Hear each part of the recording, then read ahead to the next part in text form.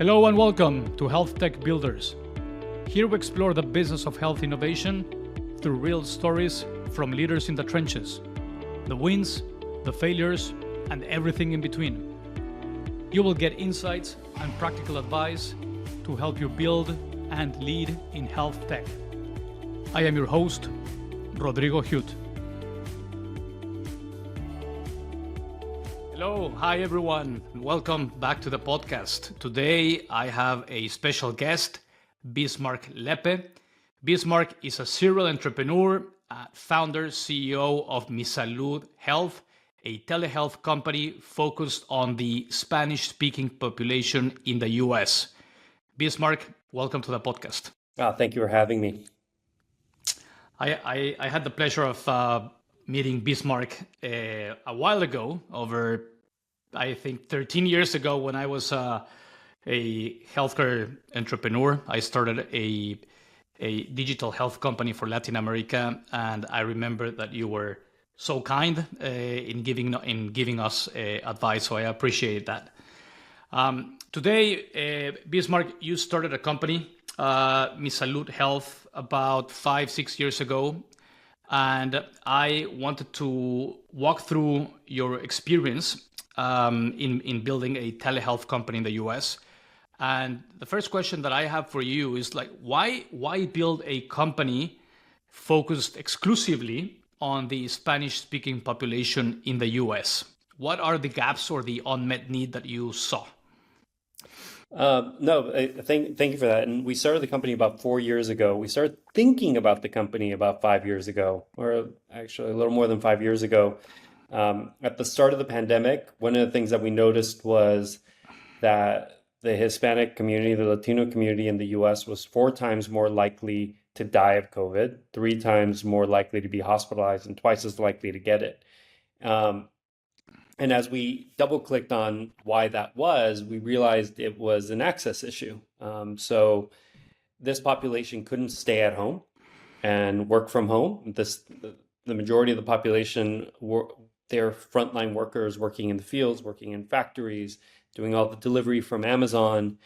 And then we're like, well, that by itself shouldn't be the reason. Then we realized it was an access issue. So in the US, about 38% of the US population lives in healthcare deserts.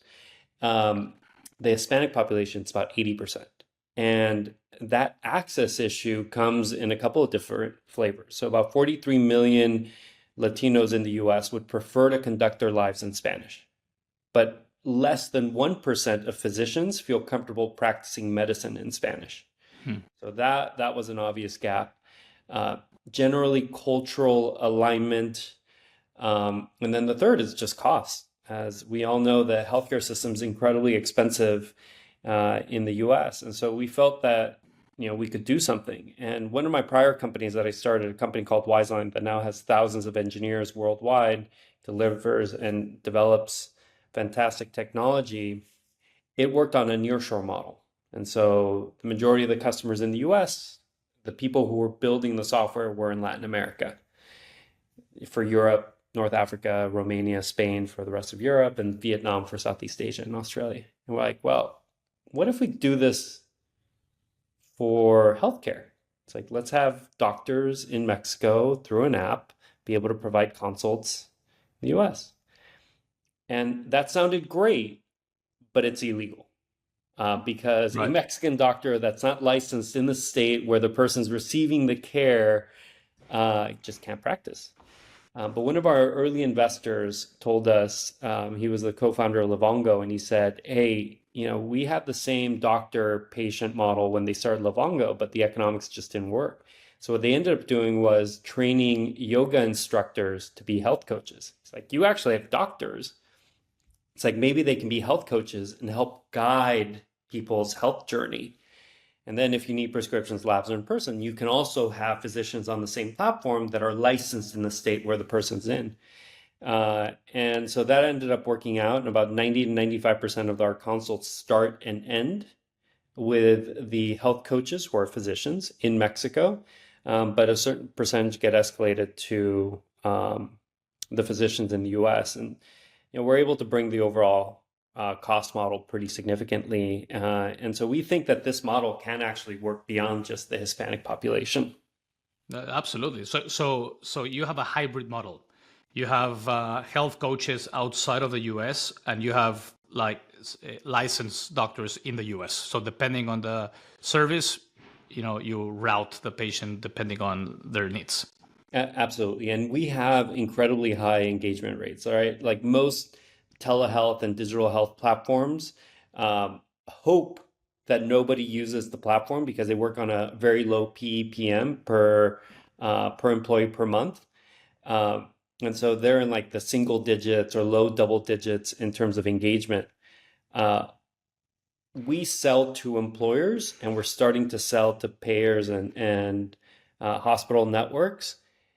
Our participation rate within the populations usually 80 to 90%, and then our engagement is about 50% of the people who participate are accessing the platform on a monthly or bi-monthly basis. And one of the reasons for that is, there's a saying in healthcare moves at the speed of trust. When we start with an employer, we will actually bring our health coaches and some of the physicians on site, and we will do biometric testing. So we'll do blood draws and we'll get a baseline for every single person who participates. And we have an idea of, if they're suffering from hypertension, they're suffering from diabetes, and then we'll put them in programs. We've added mental health, and we're adding dental, and we're adding pediatrics and women's health. And so we're able to put people into programs with the goal of improving their overall health outcomes. Okay, sound good. So yeah, I was going to ask you about your commercial model. So you just mentioned that you started with an employer commercial model. You started selling with employers. Is that how you started? And that's how we started. We're now starting to move into pairs. It's been interesting. A couple of things have happened as we've learned about the industry. So one, we started with physical health, and we've now branched out into other programs. Like I said, we're adding dental, and we try to do everything that can be done virtually. And we believe that there's a platform play to really think about the overall health of an individual.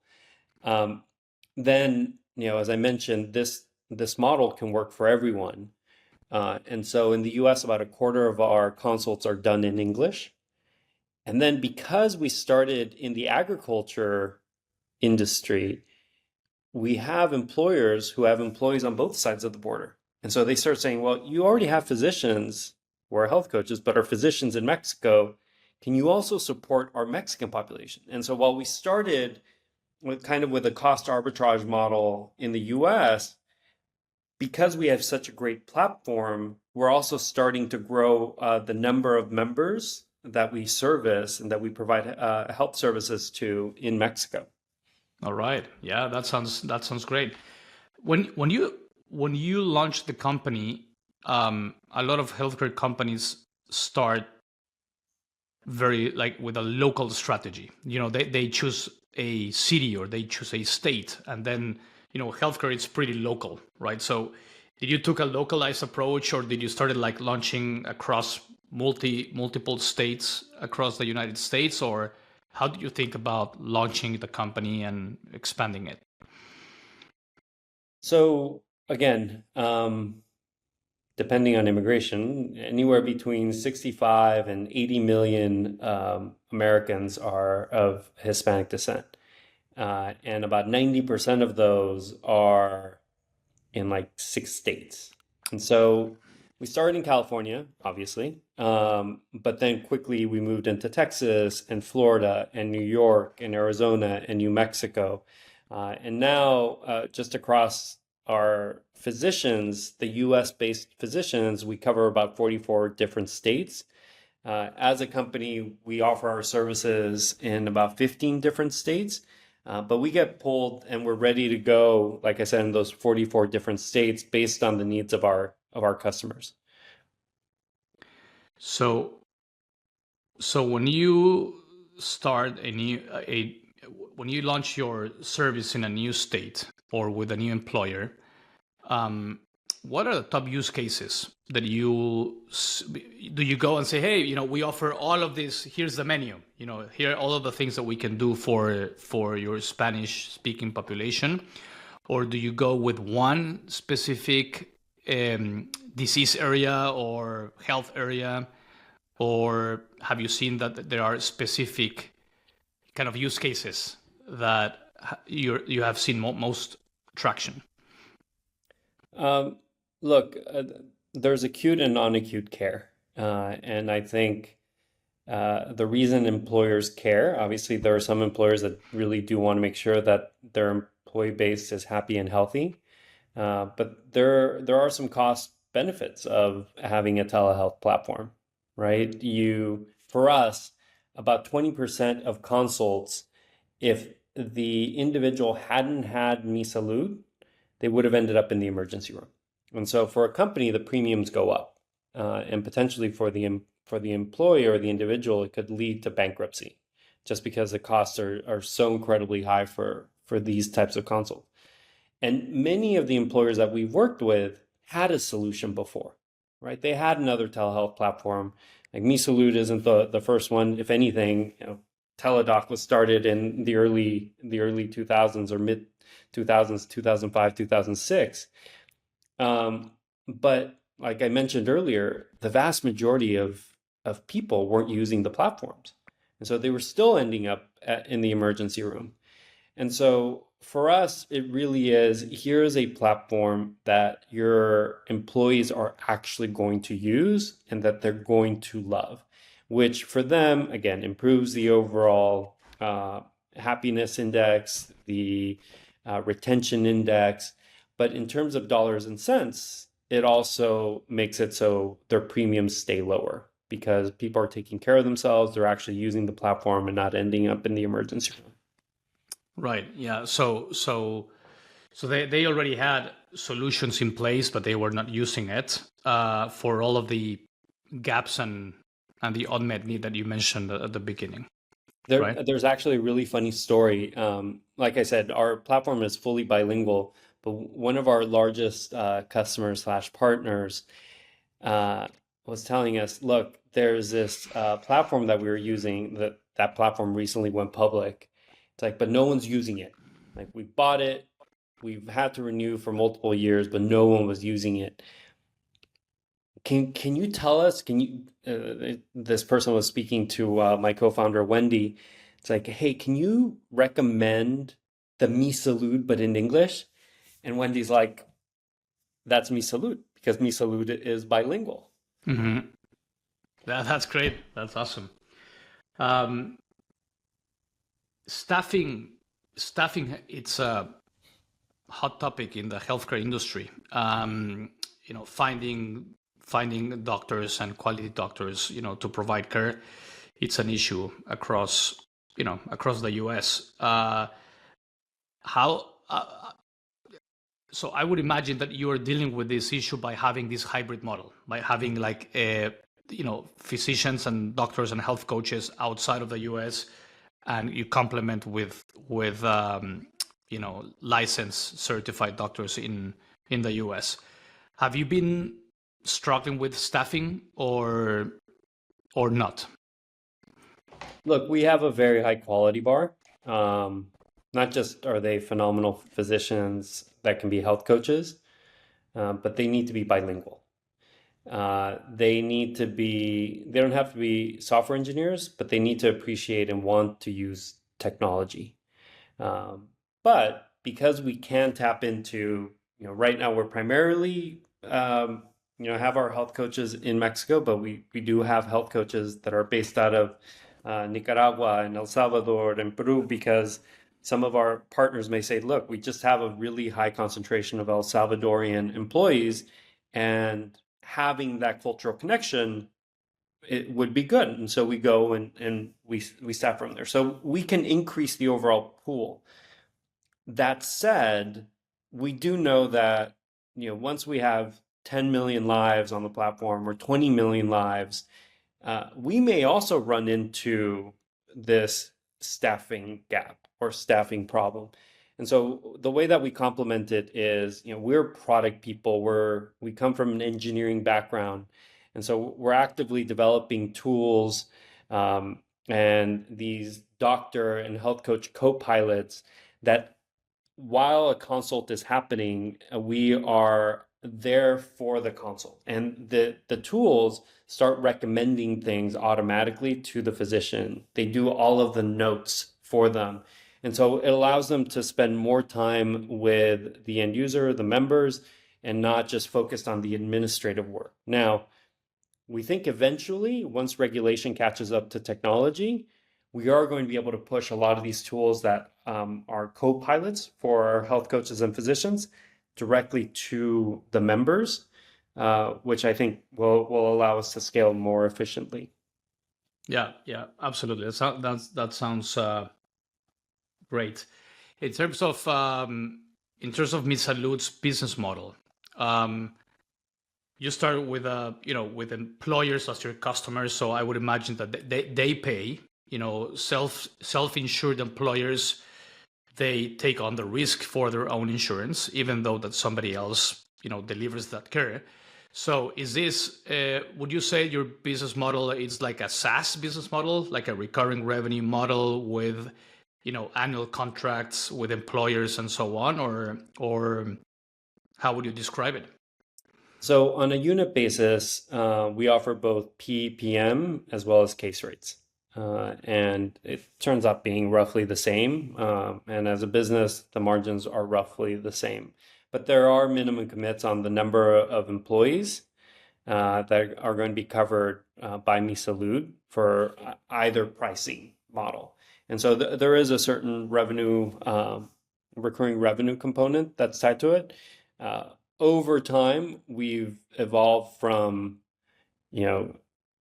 monthly payments to quarterly payments to now annual prepayments, and then with true ups at certain points in time, which helps us in terms of cash flow and gets the company to being cash flow positive much faster, and obviously EBITDA profitable much faster. So let me clarify to see if I understood. So you build a relationship with an employer, you sign a contract as a provider, and then they pay you based on utilization, or do they pay a monthly fee regardless of the services that you delivered? Or there are two ways. One is, all right, we have 10,000 employees, we're going to make this available to everyone, and that is PPM.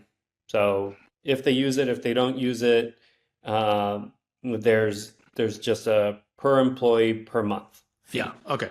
And there's a minimum commit. Case rate is we defined what is utilization for them. So is it one consult per month, one consult per 6 months, 2 consults per year, 3 consults per year? Like that's general utilization. And then we charge a case rate for that. And so if they have 10,000 employees and only 4,000 use it, then we have a case rate. Again, from a business perspective for us, it roughly ends up being the same. The reason that companies end up using case rate, as I mentioned earlier, we're not new to telehealth. Our approach is new. The market that we're going after, I think, is unique. And so these companies may already have a telehealth solution. And so they say, well, I don't want to pay another PPM if no one's going to use it. And so we're like, look, why don't you come in and you'll only pay if people are engaged. And what ends up happening, because we have such high engagement rate, people end up loving the platform. Their employees end up loving the platform. And then whatever competing solution that they had previously, they decide not to renew, or they keep them in tandem for whatever reason. I get it now. Yeah, thanks. What's your most important, differentiator, compared to other telehealth providers? And you already talked a little bit about this, but there are, what I've seen, a bunch of telehealth providers also giving you the option of accessing Spanish-speaking providers. At least they claim that they do. I don't know if their reality is different, but how would you describe, the uniqueness of your model when you are in front of a employer? So I would say two main areas. One is obviously the cost, right? Like there are small cottage companies that are getting providers from Mexico that to offer consults, but they're very small. So I would say that we can come in and be very competitive on overall price just because of our approach and our business model. But then I think that it's not just about speaking Spanish, right? It's about being culturally attuned. And it's funny, not funny, a story, but one of our members, uh, the first two times that we were on site, he kind of avoided us. Hmm. Then eventually he's like, "All right, I'll participate in the biometrics." And he's like, "Look, I've tried to use these other platforms, and they tell me like, look, you are pre-diabetic. You need to cut out bread and sugar and all of these things." And he's like, "I have, which means I should be super healthy." I'm like, Hmm. "How many tortillas do you eat a day?" And he's like, "I don't know, 12 or 13." So from his perspective, tortillas are not bread. He's like, I don't eat any Bimbo or Wonder Bread. Right? But of course I eat 12, 13 tacos a day. And so there are these cultural components that I think are really interesting. And then the other is, and this hasn't played out completely because we aspire to do a lot more, is this idea that we're a platform play. So we started with physical health, we added mental health, we're adding dental. And so over time, we would like MiSalud to really be able to have holistic care around the human. And then we have some interesting tech that we're starting to build around a health coordinator across all of these Mhm. specialties, Mhm. because that's one of the problems with the healthcare system today. It's very siloed, and the experience of physicians are very, very specialized. And this idea that you can have this agent that's there thinking about your overall health and then taps into the specialist when they need it, I think is going to be a really big differentiator. And the only reason that we're able to do that is because we are thinking of this as a platform play and not just an individual mental health solution. Yeah, yeah, absolutely. I think you make a great point, and the one thing that I would share is, after interviewing dozens of founders and healthcare the executives, one of the things that has become clear to me when I ask what do patients really want, they tell, what I've concluded, it's that it's four things, and you touched on some of them. The first one is access. The second one, it's competent doctors. Patients want competent doctors. Third, it's compassion. And I think that the cultural attunement that you mentioned, I think has to do with also that level of compassion, like someone that really hears me and understands me.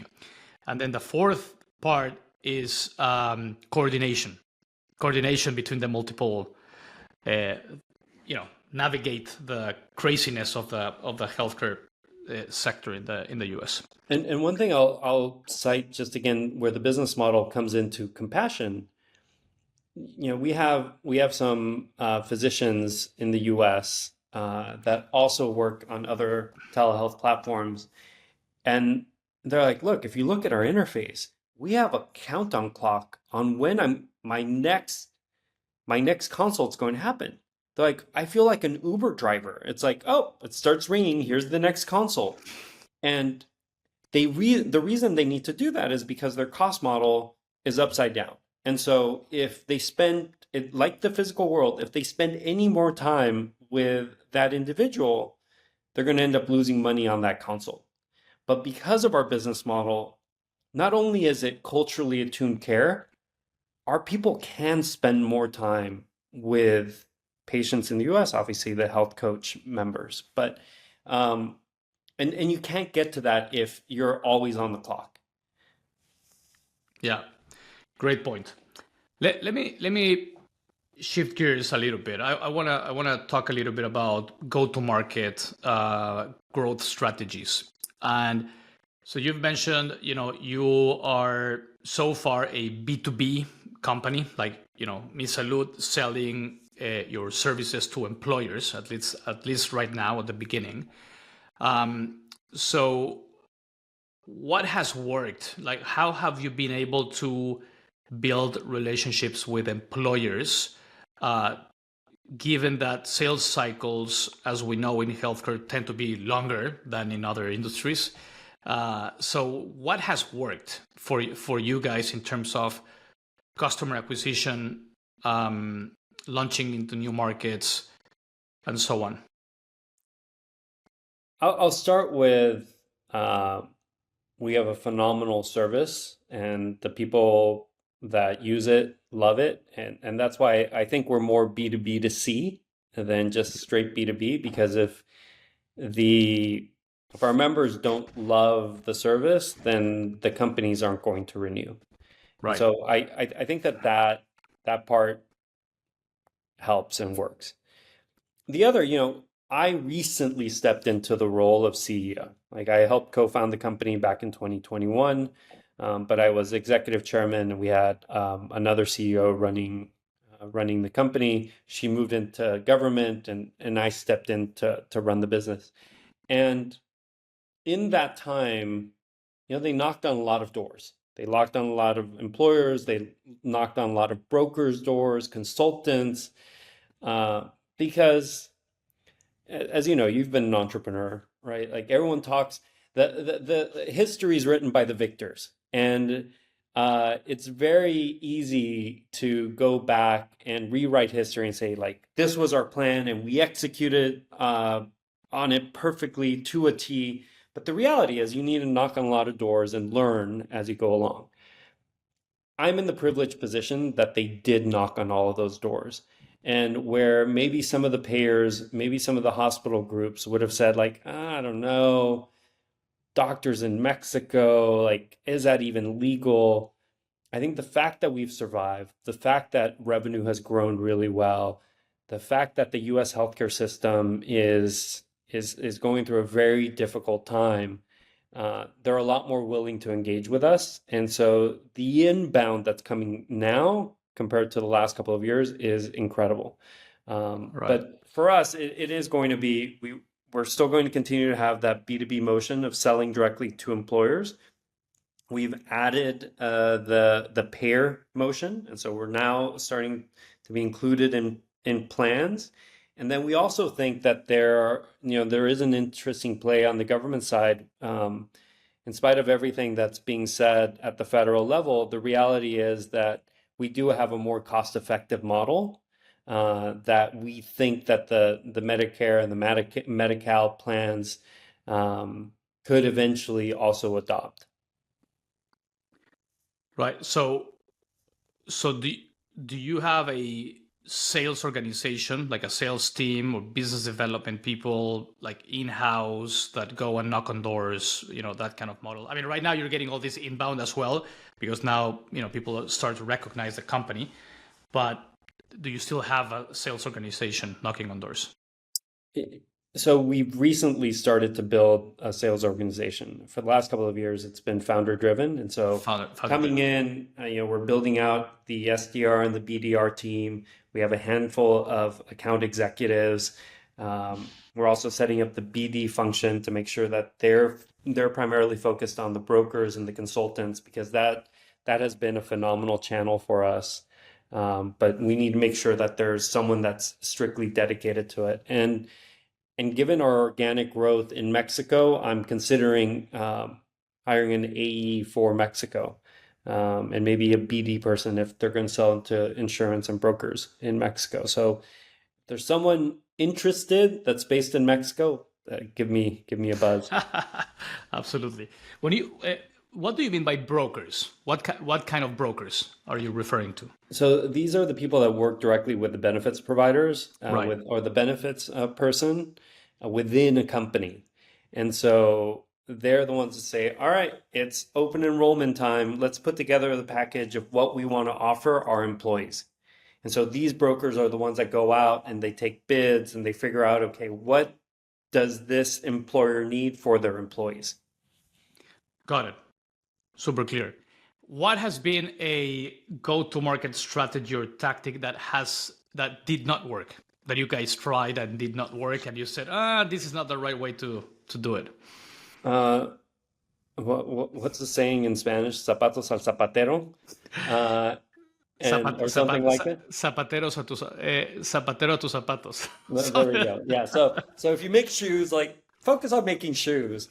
So early on, yeah, and our platform still supports B2C, and so anybody can download it, swipe their credit card, and use the platform. And when we started the company, it was really important for us to have that B2C. Like we tested this out for about 6 months, um, partly because we're like, oh, this could work on a B2C basis, but more importantly, we needed to make sure that the application was easy to use, the flow between the health coaches and the physicians work. Like whenever we need to bring in a physician, a US based physician, the health coach calls the physician. There's a three-way video call between the health coach, the physician, and the MiSalud member, just to make sure that that trust that has been created with the health coach continues. And if there are any issues, there's that seamless handoff. And so we needed to experiment with that. But, B2C has incredibly high churn. And so Wendy and I kind of looked at each other like, well, we've never really run B2C companies, but we know how to do the B2B motion really well. Like we know how to set up pipelines. We even know how to set Salesforce and HubSpot and run these marketing campaigns. Like, why don't we shift our focus to B2B? And then that's really when the business took off. Yeah. Great story. How do you think about unit economics in your business? I mean, are you constantly tracking CAC, LTV, those type of metrics at this stage, or are you now at a stage where you are more focused on product market fit? No, I think we already have product market fit, but our revenue is so lumpy, and we're still building overall general awareness, and our gross margins are really high, that we're more focused on, let's just get more of the right types of deals in. Maybe we'll start to care about that in late 2026, early 2027, just because the model is so profitable. And that's why we're staffing up more account executives, because we're getting so much inbound. We need to make sure that when the inbound happens, there is someone that can shepherd them through the buying process. But we expect our sales cycles to be about 5 months, which will kind of coincide with roughly when the industry buys for themselves, right? Like there are 2 open enrollment periods roughly per year, and kind of our buying cycles are going to be somewhere around there. Okay. So less about optimizing the the unit economics right now. It's more about expanding, acquiring new We customers, think that setting up. there's still so much low hanging fruit that let's just go after that. And given our gross margins, like right now we have the ability to invest, and as the company just starts to throw off cash, it allows us to invest a lot more in these experiments. Yeah. Do patients or members, as you call them, do they have to pay out of pocket, or like do they have to make a copay, or their employers cover for everything? Again, anybody can go to the Android Play Store or the Apple Store and download the App Store, right? So anybody can do that, Yeah. and they will pay with their credit card. The way that our 98% of our revenue happens is through the employer, and so the employer pays for the membership, and for every membership that you have, the employee that has a MiSalud account, they can add 2 family members. And so that allows you to have lock-in. And then we do have a percentage, like the majority of the percentage of revenue that comes B2C is someone leaves the employer and they can take their membership with them, and then they start paying themselves. But typically it's the employer pays 100%. And back to your unit economic question, technically we have a 20 consult cap, but to date we haven't enforced it. And there are some MiSalud members who have used the platform 60 times over the course of 6 months. And for them, we may be losing a little bit of money, but they're a mental health user. They have their health coach that they speak to every other week or every third week. And they're really thinking about this as kind of their primary care platform. And Yeah. if we lose money on them, they love the platform so much that they get a bunch of other people to use it. So we're like, all right, that's fine. Maybe in the future we will have to regulate that, but to date we haven't. Right. So let's go back for a second to talk about partnerships, strategic partnerships. You talked about brokers, you talked about consultants, you talked about like building relationship with employers who are your customers initially. What advice would you give other founders or healthcare executives, trying to close strategic partnerships with employers or payers? Uh, what what advice would you give them?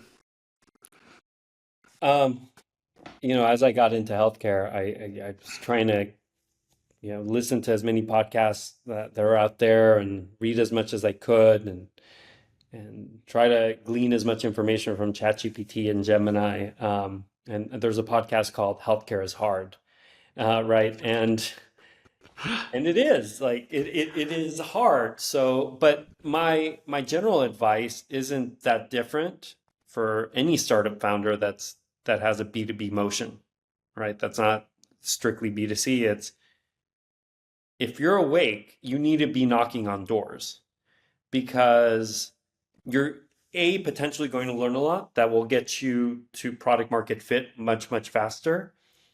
And B, like you may just be off on the overall sales cycle or their buying cycle for that employer, right? Or that business.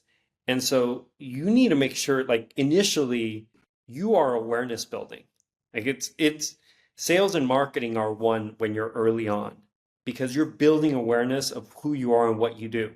And if you're still around 2, 3 years later, that person that you talked to 3 years earlier, who was like, who that is this small startup based out of, I don't know where, has people who don't even come from the healthcare industry, like initially they'll discount you.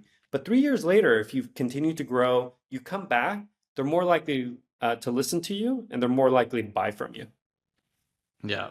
So survive, and also create engagement opportunities, perhaps content as well, and find a way to keep, building those relationships over time. That's right. All right. So you're a technologist and you're an engineer and you have built several companies. So I'm really, really curious to learn from you how you are using technology to personalize or scale your services and your company in different ways. Starting with, MiSalud, it's a telehealth provider, right? So what kind of technology? What's the telehealth tech stack that a company like yours must use in order to be successful? Then, related to that, have you developed like proprietary technology in order to innovate around other services or your internal operations? And then the third piece of that question, it's about AI. Like, how are you leveraging AI to, in your day-to-day operations as a CEO, but also, running the company? Fantastic and great questions. So we use a lot of microservices. So 100% of the technology that we built, right? We're not taking off the shelf a telehealth platform or video platform. We've built everything. Now, there are a lot of microservices out there and solutions that allow us to get to where we need to faster in terms of an overall product. Everything and all of these third parties that we use are HIPAA compliant. The way that we store personally identifiable information is HIPAA compliant. And so we've built all of that. We felt that this was important because we wanted to build technology around the end users. And so obviously on the consumer front, it's very like if you ever download MiSalud Health, it'll be obvious how easy it is to use. And the more you use it, the more personalized it gets, and it becomes your health companion. On the coach and physician side, because of our model, we built out our own EMR. And most people, when we tell them that, they're like, what the fuck are you doing? I don't know if you can swear on this podcast. Maybe you can bleep it out. You can. But what we did was we needed to make sure that we built an EMR not around billing codes, but around the health of the member. And that has allowed us to build a lot of really interesting technology that will eventually become something that the member also gets to see. Now, we do use some of the LLMs to do an automatic translation layer and export to the traditional Cerners and Epics and the EMRs that are out there, because especially as we get closer to getting more payers to adopt the MiSalud platform as one of the offerings, we need to make sure that those integrations are tight and there.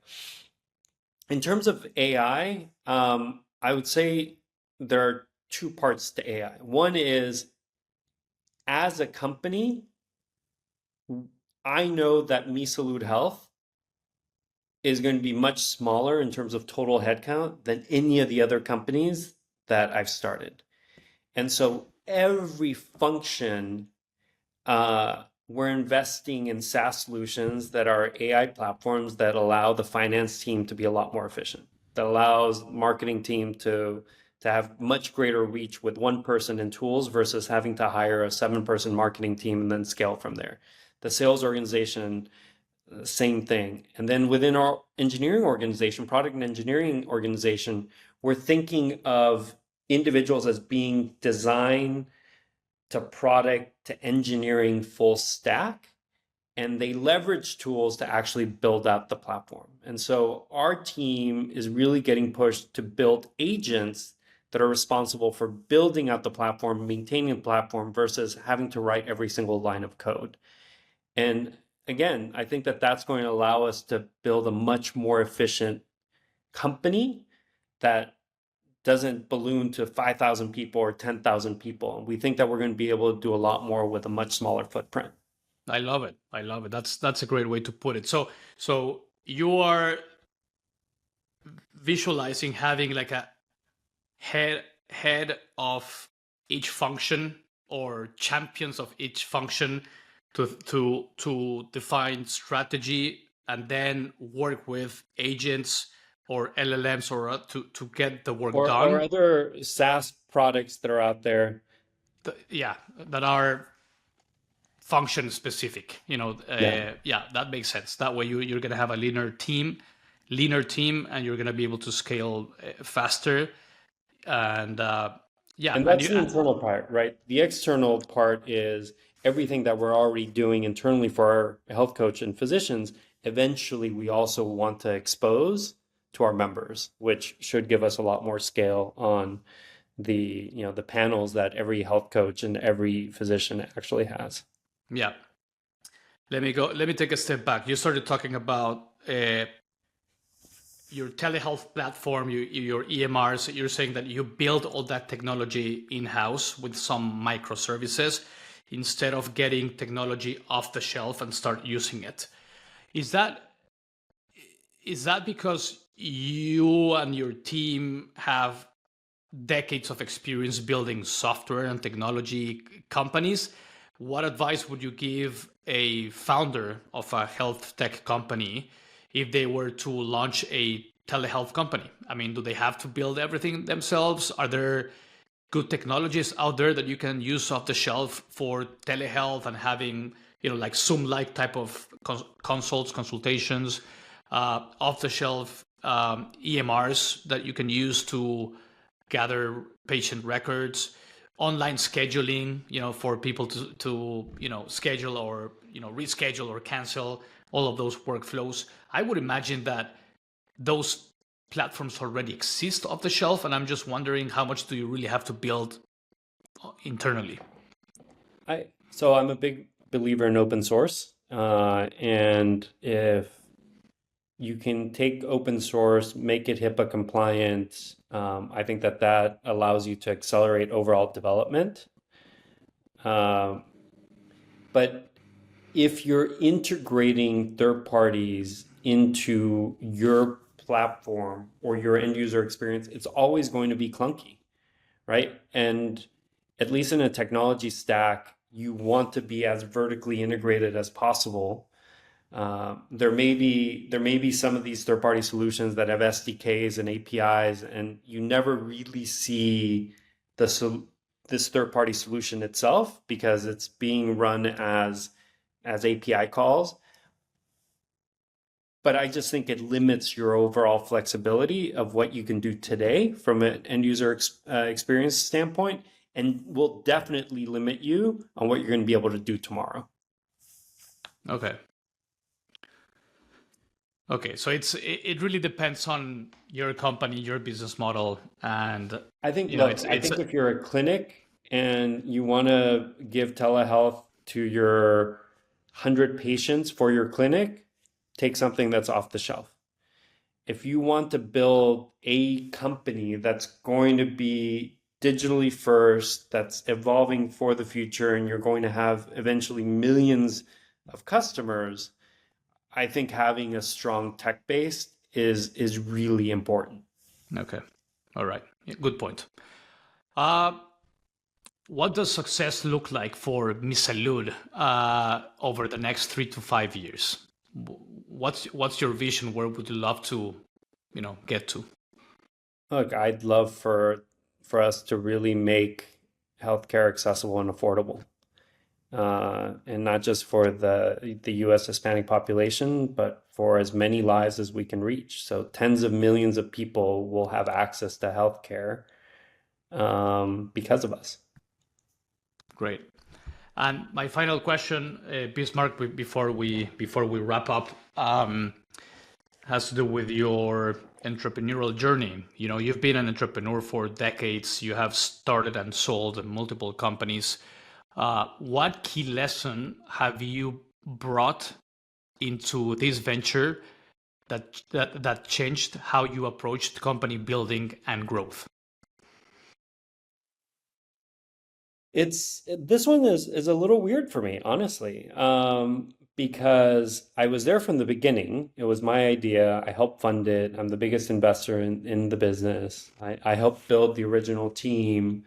Um, but I'm the founder that's there in the office, in the early days, when we started Ooyala for 35 days straight. We lived, ate, slept in the office. We would have 20-hour days, and like we did not leave the office for 35 days. And so given that the team that we assembled and we got together started making great progress, and I come in, it it's different because they did a lot of that foundational work. And so for me, especially for my co-founder Wendy, like I need to come in and support the company that she and my other co-founder Cindy built and the team built. And so I'm less of that like spiritual leader that was there from the beginning, because I wasn't in the trenches with the rest of the team. So that part is odd. I think not being in an office every single day is also very different, and I'm still learning how to be as effective and productive with the team and myself as possible. But the things that I bring to the table that I think are really important that come over an extended period of time is I have phenomenal relationships on the investor side. I know how to build commercial teams and build the B2B sales motion. I feel like I have a certain spidey sense on where top of the funnel activity really starts to feel like, all right, this is real pipeline and it's going to turn into deals. And yes, we can build a big company with this.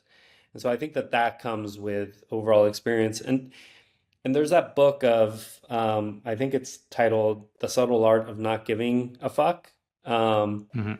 I think I've been successful enough now that we're looking at mid to long-term success and not focused on, in the short-term basis, making the investors happy, and taking a deal that may not be the best for the business and pushing a deal out by a month, pushing a deal out by a quarter in order for it to be the right thing for the business. Right. Final question. Do you believe it's possible to build a company with a fully remote team? It's been done before, right? I mean, GitLab. you are a virtual company, telehealth model. Probably not everybody's in the same office, sharing Look, coffees and we're not profitable yet. We're not hugely successful. MiSalud Health doesn't, roll off of everybody's tongue today. So I can't say that we've been successful yet. We're moving in that direction, but there have been other companies that have done it.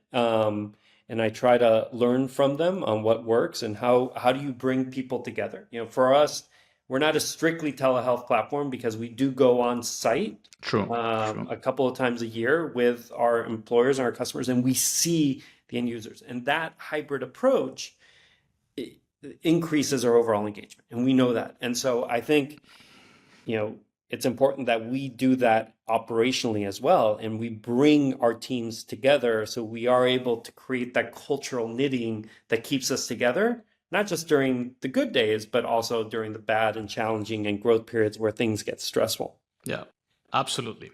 Bismarck, thank you so much. It's been a pleasure to have you on the show today. Thank you for your time, for being so generous with sharing your wisdom and knowledge. And I wish you and MiSalud Health all the best.